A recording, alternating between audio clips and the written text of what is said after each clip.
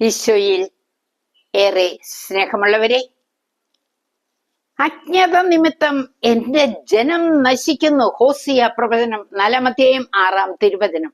എന്തിന്റെ അജ്ഞത? വിജ്ഞാനത്തിന്റെ, തിരുവചനത്തിന്റെ അജ്ഞത. പ്രിയപ്പെട്ടവരെ, ദാനിയേൽ പ്രവാചകന്റെ പുസ്തകം 6-ാം അധ്യായത്തില് വിചിത്രമായ ഒരു രംഗം.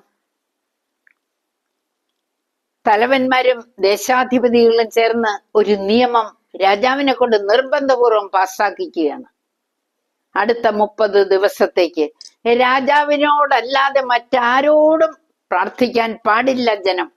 ആരെങ്കിലും പ്രാർത്ഥിച്ചാൽ അവനെ സിംഹക്കുഴിയിൽ എറിയണം. എന്തിനാണ് ഈ നിയമം? ദാനിയേൽ എന്ന യഹൂദൻ യാമപ്രാർത്ഥനകൾ നടത്തുന്നത് അവർ ശ്രദ്ധിച്ചു. അവനോടുള്ള അസൂയ നിമിത്തം അവനെ കൊല്ലണം. അവർ നോക്കിക്കൊണ്ടിരുന്നു. ഇതാ ദാനിയേൽ പ്രാർത്ഥിക്കുന്നു. വിവരം രാജാവിനെ അറിയിച്ചു.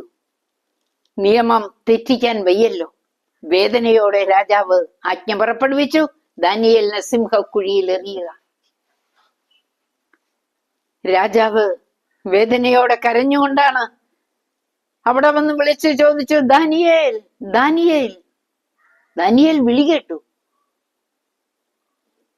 20 മുതൽ 22 വരെയുള്ള തിരുവചനങ്ങൾ പറയുക.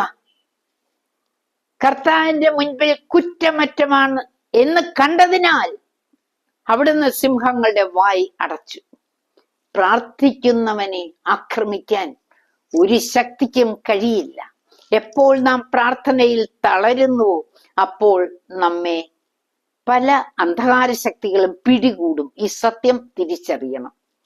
നിന്റെ ഭാരം കർത്താവിനെ ഏൽപ്പിക്കുക, അവിടുന്ന് താങ്ങിക്കൊള്ളും. 55-ാം സങ്കീർത്തനം 22-ാം തിരുവചനം.